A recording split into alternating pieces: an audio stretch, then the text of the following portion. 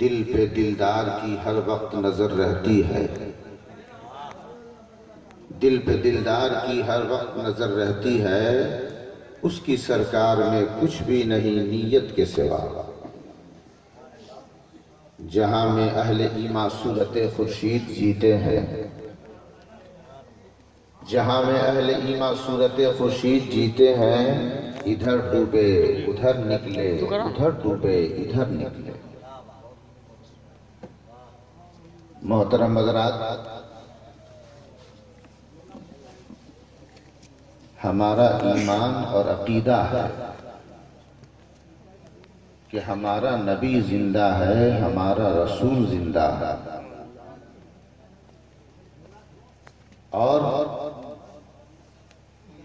نبی اور رسول کی محبت کے صدقے غلام رسول زندہ ہے، غلام نبی زندہ ہے۔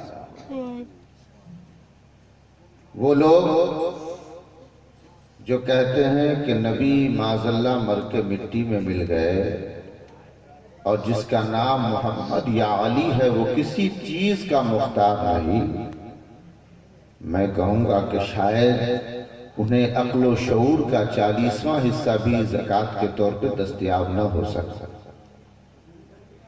کیا انہیں حدیث یاد نہیں ہے؟ حرم اللہ علی الارض ان تأکل اجساد الانبیاء فنبی اللہ حی یرزق۔ اللہ تعالیٰ نے زمین پر حرام فرما دیا ہے کہ وہ نبیوں کے جسموں کو کھائے، تو اللہ کا نبی زندہ ہے، رب کی بارگاہ سے اسے روزی عطا کی جاتی ہے۔ تبھی تو 14ویں کے مجدد اعظم پکار اٹھے، تو زندہ ہے واللہ، تو زندہ ہے واللہ، تو زندہ ہے واللہ، تو زندہ ہے واللہ، میری چشم عالم سے چھپ جانے والے۔ ہمارے نبی کل بھی زندہ تھے، آج بھی زندہ ہیں، صبح قیامت تک زندہ رہے، اور زندہ ہی نہیں بلکہ کتنوں کو زندگی بخشنے والے ہیں۔ ہمارے نبی کل بھی زندہ تھے، آج بھی زندہ ہیں، اور صرف زندہ ہی نہیں بلکہ ہمارے نبی کل بھی صاحب عطا تھے، آج بھی صاحب عطا ہیں۔ کل بھی مصطفیٰ بانٹتے تھے، آج بھی مصطفیٰ بانٹتے ہیں۔ اگر نبی کی عطاؤں کا جلوہ دیکھنا چاہتے ہو تو میں تاریخ کا پس منظر آپ کی نگاہوں کے سامنے رکھنا چاہوں گا۔ یمن ایک ملک ہے جہاں کے قاضی کا انتقال ہو گیا۔ قاضی کس کو کہتے ہیں؟ جو شرعی دفعات کا چہرہ پڑھ کر معاملات کا فیصلہ، مقدمات کا فیصلہ کرتا ہو، ایسے شخص کو قاضی شریعت کہا جاتا ہے۔ اور قاضی شریعت کا منصب کوئی معمولی منصب نہیں ہے، جس منصب کو بڑے بڑوں نے ٹھکرایا ہے۔ جو علم و فضل کے آفتاب و ماہتاب تھے، ایسوں نے یہ پسند نہیں کیا کہ اس منصب قضا کو میں اختیار کروں۔ امام اعظم جن کی ہم پیروی کرتے ہیں، جن کے ہم اور آپ مقلد ہیں، امام الامہ کاشف الغمہ امام اعظم ابو حنیفہ کی بارگاہ میں جب منصب قضا پیش کیا گیا تو امام اعظم نے کہا کہ میں اس لائق ہے۔ وہ امام اعظم جن کے مسلک کی ہم پیروی کرتے ہیں، انہوں نے منصب قضا کو قبول نہیں کرنا چاہا۔ بادشاہ نے اصرار کیا، نہیں آپ اس لائق ہو، آپ اس منصب کے قابل ہو۔ امام اعظم نے کہا کہ نہیں، میں اس لائق نہیں۔ کہا کہ نہیں، آپ اس لائق ہو۔ تو کہا کہ 2 بار میں نے جو باتیں کہیں کہ میں اس لائق نہیں ہوں، اگر یہ بات سچی ہے تو میں اس لائق نہیں، اور اگر یہ جھوٹ ہے تو جھوٹے کو قاضی نہیں بنایا جا سکتا۔ اس لیے میں منصب قضا قبول نہیں کروں گا۔ تو قاضی کا منصب بہت عظیم منصب ہے، اور بڑے بڑے لوگوں نے اس منصب کو قبول کرنا پسند نہیں کیا۔ یہ الگ بات رہی کہ آج کے فتن دور میں آدمی چاہتا ہے کہ قاضی شریعت ہم کو بنا دیا جائے، مگر وہ دور تھا امام اعظم کا جنہوں نے منصب قضا قبول نہ کر کے آنے والے لوگوں کو بتایا یہ عشق نہیں آسان، بس اتنا سمجھ لیجئے ایک آنکھ کا دریا ہے اور تیر کے جانا ہے۔ محترم حضرات، یمن سے ایک وفد آیا، عرض کیا مصطفیٰ کی بارگاہ میں، یا رسول اللہ، یمن میں قاضی کا انتقال ہو گیا ہے، جو شرعی مقدمات کا فیصلہ کرتا تھا وہ دنیا سے چل بسا، یمن کے لیے قاضی کا انتخاب کر دیا جائے۔ یا رسول اللہ، کسی قاضی کو منتخب کر دیا جائے۔ مصطفیٰ جان رحمت صلی اللہ علیہ وسلم نے حضرت علی کو بلایا، حضرت علی آئے، کہا اے علی، تمہیں یمن کا قاضی بنایا جا رہا ہے، تمہیں یمن کا قاضی منتخب کیا جا رہا ہے۔ حضرت علی بارگاہ رسالت مآب میں عرض کرتے ہیں، ذرا انکسار کا عالم دیکھو، ہمیں اگر تھوڑا سا علم حاصل ہو جاتا ہے تو ہم اپنے آپ کو علم و فضل کا آفتاب و ماہتاب سمجھنے لگتے ہیں، ہم سمجھتے ہیں کہ ہم بہت زیادہ علم ہو گیا، مگر یاد رکھو وہ علی جن کے بارے میں آقا فرماتے ہیں، انا مدینۃ العلم وعلی بابھا، میں شہر علم ہوں، علی اس کا دروازہ ہے۔ علم شریعت بھی علی کے دروازے سے ہو کے گزرا ہے، علم طریقت بھی علی کے دروازے سے ہو کے گزرا ہے، علم معرفت بھی علی کے دروازے سے ہو کے گزرا ہے، علم حقیقت بھی علی کے دروازے سے ہو کے گزرا ہے۔ حد تو یہ ہے کہ جتنے مقدس علوم پھیلے ہیں سب کے سب علی کے دروازے سے ہو کے گزرے ہیں۔ وہ علی جن کے بارے میں آقا کہہ دے میں شہر علم ہوں، علی اس کا دروازہ ہے، اس کی وسعت علمی کا کون اندازہ ہے؟ اتنے بڑے عالم، مگر انکسار کا عالم دیکھیں، یاد رکھیں، جو جتنا بڑا عالم ہوگا اتنا ہی زیادہ منکسر ہوگا، اتنا ہی زیادہ خاکسار ہوگا۔ اور اگر کوئی عالم تو ہے مگر خاکسار نہ ہو سکا تو آپ لکھ لیجئے وہ کچھ اور تو ہو سکتا ہے، عالم نہیں ہو سکتا۔ حضرت علی نے اپنے کردار و عمل سے واضح کیا، عرض کیا لا ادری القضاء یا رسول اللہ، یا اللہ، اے اللہ کے رسول، فیصلہ کرنا مجھے نہیں آتا، ججمنٹ کی صلاحیت اور قوت میں اپنے اندر محسوس نہیں کرتا۔ اے مصطفیٰ، میں فیصلہ کرنے کی طاقت نہیں رکھتا۔ کون کہتا ہے؟ وہ جنہیں مدینۃ العلم کہا جاتا ہے، مدینۃ العلم کا دروازہ کہا جاتا ہے، شہر علم کا دروازہ کہا جاتا ہے، وہ کہتے ہیں یا رسول اللہ، میں اس منصب کے لائق نہیں، مجھے فیصلے کرنے کا طریقہ نہیں معلوم۔ میں آپ سے کہنا چاہوں گا، اگر میرا نبی بے اختیار ہوتا تو کہتا ٹھیک ہے، اگر تم اس لائق نہیں ہو تو کسی لائق کا انتخاب کر لیا جاتا ہے۔ نہیں، میرا با اختیار نبی ارشاد فرماتا ہے، اے علی، اگر تمہیں ججمنٹ دینا نہیں آتا، فیصلہ دینا نہیں آتا تو بارگاہ رسالت مآب میں دیر کس چیز کی ہوتی ہے؟ اے علی قریب آؤ، اے علی قریب آؤ، اے علی قریب آؤ۔ حضرت علی قریب آتے ہیں، رب مصطفیٰ جان رحمت نے حضرت علی کو اپنے سینے سے لگایا، اور تھوڑی دیر کے بعد جب سینے سے ہٹاتے ہیں تو حضرت علی اپنا تاثر ان الفاظ میں بیان کرتے ہیں کہ سنو، اس کے بعد سے جب مصطفیٰ نے اپنے سینے سے مجھے لگا کے ہٹایا، میری بارگاہ میں شریعت کا کوئی مسئلہ کبھی بھی ایسا نہیں پیش آیا جس کو میں نے آسانی سے حل کر دیا۔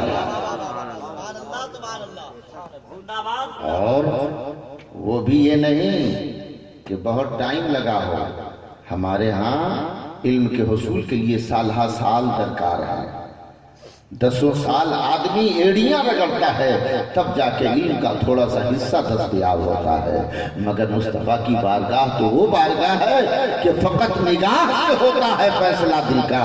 مصطفیٰ ذرے پہ نگاہ ڈال دیں، آفتاب بن جائے، قطرے پہ نگاہ ڈال دے، سمندر بن جائے، بے وقار پہ نبی نگاہ ڈال دے، باوقار بن جائے۔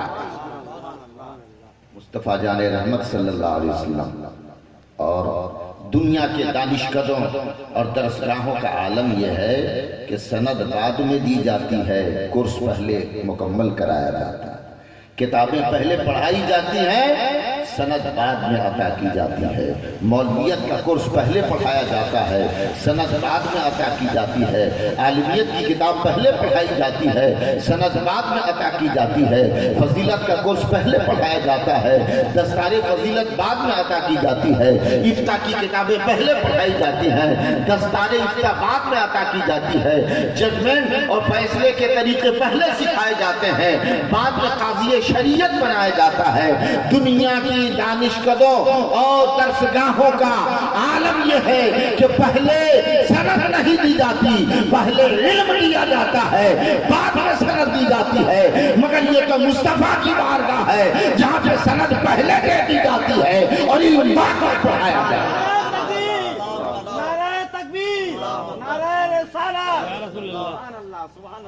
تو محترم حضرات، میرے نبی صاحب عطا کل بھی تھے، ذرے کو آفتاب بنانے کی قوت کل بھی تھی اور آج بھی۔ ایسا نہیں کہ مصطفیٰ معاذ اللہ مر کے مٹی میں مل گئے، مصطفیٰ جان رحمت آج بھی اپنی قبر انور میں آرام فرما رہے ہیں۔ ہم غلاموں کے حرکات و سکنات کا مشاہدہ کر رہے ہیں، اور جب کبھی مصیبت میں دل سے ہم اپنے نبی کو پکارتے ہیں تو نبی ہماری دستگیری کے لیے حاضر ہو جاتا ہے۔ محترم حضرات، تو ہمارے نبی زندہ بھی ہیں اور ہمارے نبی بانٹنے کی صلاحیت بھی رکھتے ہیں۔ تب تو مصطفیٰ فرماتے ہیں واللہ یعطی وانا قاسم، رب دیتا ہے اور میں بانٹتا ہوں۔ محترم حضرات، مصطفیٰ بانٹنے کی صلاحیت رکھتے ہیں اور نبی کی عطاؤں کے صدقے ولی بھی بانٹنے کی صلاحیت رکھتے ہیں، ولی بھی زندہ۔ تاریخ کا ایک پس منظر میں آپ کے سامنے رکھنا چاہوں گا۔ خلیفہ ولید ابن عبد الملک کے زمانے میں روضہ رسول کی دیوار زمین پہ آ گئی، منہدم ہو گئی، گر گئی کہہ لیجیے سمجھنے کے لیے، چونکہ گرنے کا لفظ تھوڑا سا سوء ادب ہے، اس لیے میں کہہ رہا ہوں روضہ رسول کی دیوار زمین پہ آ گئی۔ خلیفہ نے تعمیر نو کا حکم دیا کہ نئے سرے سے روضہ رسول کی تعمیر کی جائے۔ ایسے وقت میں ملبہ ہٹایا جا رہا تھا، بنیاد کھودی جا رہی تھی، تو اس بنیاد سے ایک پاؤں گھٹنے سے قدم تک، قدم سے گھٹنے تک ایک پاؤں ظاہر ہوا، گھٹنے سے قدم تک ایک پاؤں ظاہر ہوا، اور وہ اتنا تر و تازہ تھا، اتنا تر و تازہ تھا، اتنا تر و تازہ تھا، ایسا لگتا تھا اب بھی رگوں میں لہو دوڑ رہا ہے، اب بھی رگوں میں خون گشت کر رہا ہے۔ ایسے وقت میں سب یہی کہہ رہے تھے یہ تو میرے مصطفیٰ کا قدم ناز ہے، یہ تو نبی ناز رحمت کا قدم مبارک ہے، یہ تو مصطفیٰ جان رحمت کا پائے مبارک ہے۔ سب یہی کہہ رہے تھے، ہر زبان پہ یہی بات تھی، لوگ حیران تھے، ششدر تھے، اور اس پائے مبارک کا مشاہدہ کر رہے تھے اور یہی کہہ رہے تھے یہ تو مصطفیٰ کا قدم لگ رہا ہے، یہ تو نبی ناز رحمت کا قدم لگ رہا ہے۔ ایسے وقت میں حضرت عروہ بن زبیر تشریف لاتے ہیں، پوچھا اے لوگوں آخر بات کیا ہے، معاملہ کیا ہے، لوگ حیران و ششدر کیوں ہیں، پریشان کیوں ہیں، یہ اس طرح کی افراتفری کی پوزیشن اور حیثیت کیا ہے، بتاؤ تو صحیح۔ کہا کہ حضور بات یہ ہے کہ مصطفیٰ جان رحمت کا قدم ظاہر ہوا ہے، اس لیے لوگ جوک در جوک آ رہے ہیں اور اس قدم کی زیارت کر رہے ہیں۔ حضرت عروہ بن زبیر آگے بڑھتے ہیں، بچشم غائر اس قدم کا مشاہدہ کرتے ہیں، پوری نظر کے ساتھ اب اس مشاہدہ کرتے ہیں اس قدم کا، اور ارشاد فرماتے ہیں اے لوگوں سنو واللہ ما ہی قدم النبی صلی اللہ علیہ وسلم ما ہی الا قدم عمر، اے لوگوں سنو یہ میرے نبی ناز رحمت کا قدم ناز نہیں ہے، یہ تو حضرت عمر کا قدم مبارک ہے۔ میں آپ سے کہنا چاہوں گا حضرت عمر نبی نہیں ہے، رسول نہیں ہے، بلکہ خلیفہ مصطفیٰ ہے، غلام مصطفیٰ ہے۔ سنو جب غلام مصطفیٰ کا قدم ناز ظاہر ہو رہا ہے، وہ بھی ایک دو روز کے بعد نہیں، تقریباً 64 سالوں کے بعد اس شان و شوکت کے ساتھ ظاہر ہو کر پوری دنیا کو پیغام دے رہا تھا، زندہ ہو جاتے ہیں جو مرتے ہیں حق کے نام پر، اللہ اللہ موت کو کس نے مسیحا کیا۔ محترم حضرات، آپ نے دیکھا حضرت عمر کا قدم ناز پوری دنیا کو چیخ چیخ کر بتا رہا تھا نبی تو زندہ ہیں ہی، نبی کی نگاہ رحمت جس پہ ہو جاتی ہے وہ بھی زندہ جاوید ہو جایا کرتا ہے۔ حضرت عمر کا قدم بتا رہا تھا کہ جو اللہ کے لیے مرتا ہے وہ مرتا نہیں ہے بلکہ زندہ جاوید ہو جائے گا۔ محترم حضرات، ہمارے نبی زندہ ہیں، ہمارے رسول زندہ ہیں، ہمارے رسول بانٹنے کی صلاحیت رکھتے ہیں، ہمارے اللہ والے بھی بانٹنے کی صلاحیت رکھتے ہیں۔ میں کہوں گا عطاؤں کا جلوہ آپ تو اپنے افسر کی آنکھوں سے دیکھ رہے ہیں، آپ کے پہلو میں وہ ادارہ ہے جسے یادگار سرکار سرکاہی کہا جاتا ہے۔ ایسا ادارہ ہے جسے یادگار سرکار سرکاہی جس کی بنیاد سرکار سرکاہی نے اپنے مقدسات سے رکھا۔ آج کرامتوں کی بات کی جاتی ہے، میں نہیں کہتا کہ کرامتیں نہ بیان کی جائیں، کرامتیں بیان کی جائیں چونکہ کرامتوں سے عقیدت کو مہمیز ملتی ہے، عقیدت مستحکم ہوتی ہے، عقیدت میں ٹھوس پن پیدا ہوتا ہے، عقیدت میں کمال پیدا ہوتا ہے۔ اس لیے خوش عقیدوں کے درمیان، حلقہ مریدہ کے درمیان ضرور کرامتیں بیان کی جائیں، کرامتوں سے عقیدت مستحکم ہوتی ہے، مگر یاد رکھیں صرف کرامتوں میں اس طرح نہ ہم الجھ جائیں کہ شخصیت کے کارنامے پیچھے رہ جائیں۔ ہمیں شخصیتوں کی کرامتوں سے زیادہ ان کے کارناموں کو بیان کرنا چاہیے، اس لیے کہ کارنامے صحیح خط و خال کسی بھی شخصیت کے پیش کرتے ہیں۔ اگر کسی بھی شخصیت کا آپ پورا چہرہ دیکھنا چاہتے ہیں تو آپ کردار کے آئینے میں، کیریکٹر کے آئینے میں، کارنامے کے آئینے میں اس کا پورا چہرہ دیکھ سکتے ہیں۔ محترم حضرات، سرکار سرکاہی کا جو زمانہ تھا اتنا بھیانک دور تھا، اتنا بھیانک تھا کہ ہمارے گھر آنگن میں مشرکانہ رسمیں رقص کر رہی تھی۔ حالات بڑے خطرناک ناگفتہ تھے۔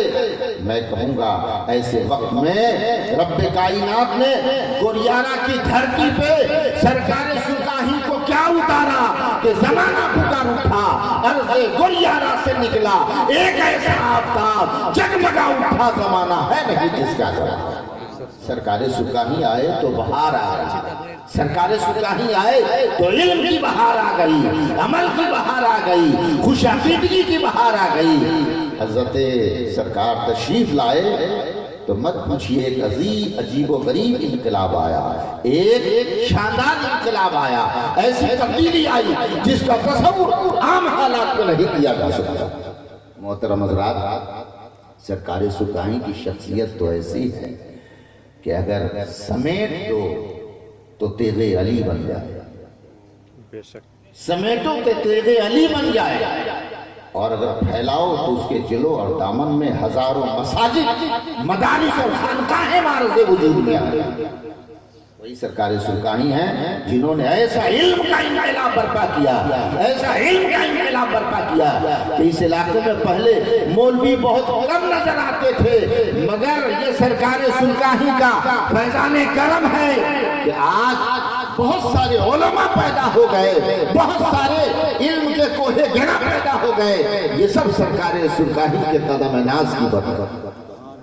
آج چہروں پہ داڑھیاں، سروں پہ ٹوپیاں، اسٹیج پہ اس علاقے میں تقریر کرنے والے، یہ سارے جو آپ کی نگاہوں کے سامنے نظر آتے ہیں، یہ سب سرکار سرکاہی کا صدقہ ہے، انہی کے کرم کا صدقہ ہے، جو پورے علاقے میں ہی نہیں بلکہ سرکار سرکاہی کے انقلاب کی روشنی دور دور تک پہنچ رہی ہے۔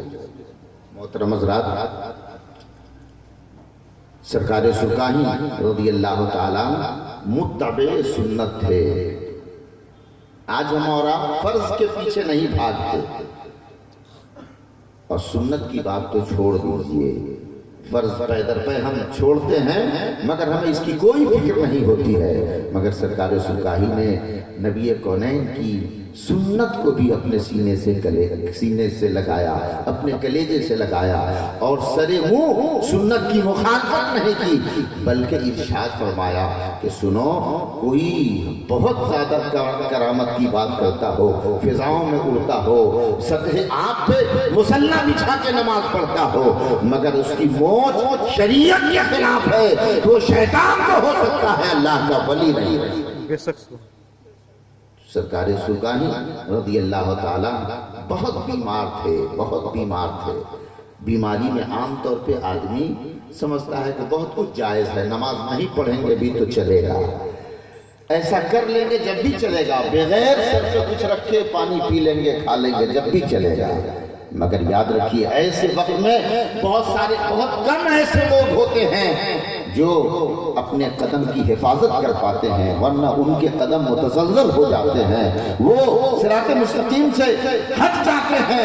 مگر سرکار سرکاہی بہت زیادہ بیمار تھے، ایسے وقت میں استنجا کے لیے بیٹھتے ہیں تو دیکھتے ہیں کہ سر پہ تو ہمارے کچھ نہیں ہے، فوراً بغل سے ایک کدو کا پیڑ تھا، اس سے پتا توڑتے ہیں اور اپنے سر پہ رکھ کر تب استنجا فرماتے ہیں، اور ایسا کر کے اپنے ماننے والوں کو پیغام دیتے ہیں، سنو اے میرے نام کا نعرہ لگانے والوں، سنو تمہارے نعرے میں اگر صداقت ہے تو تم وہی کرو جس کا پیغام ہمارے کردار نے تمہیں دیا ہے، ہمارے کیریکٹر نے تمہیں دیا ہے۔ سنو تیزی وہی ہو سکتا ہے جو نمازی ہوگا، تیزی وہی ہو سکتا ہے جو سچا ہوگا، تیزی وہی ہوگا جس کا قدم صراط مستقیم پہ گامزن ہوگا، تیزی وہی ہوگا جو نبی کی سنت سے محبت کرتا ہوگا، جو شریعت کے اصول سے انحراف نہیں کرتا ہوگا، وہی تیزی ہو سکتا ہے۔ جو شریعت سے بالکل الگ رہے وہ سب کچھ ہو سکتا ہے مگر تیزی نہیں ہو سکتا۔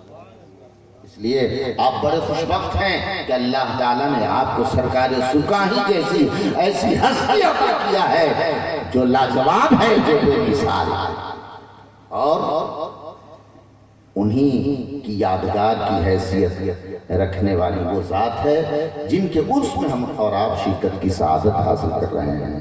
حضرت شاہ عبد الغفور صاحب رحمت اللہ علیہ، اللہ تعالیٰ ان کی تربت پہ رحمت و انوار کی بارش برسائے، یہ سرکار سرکاہی کی یادگار۔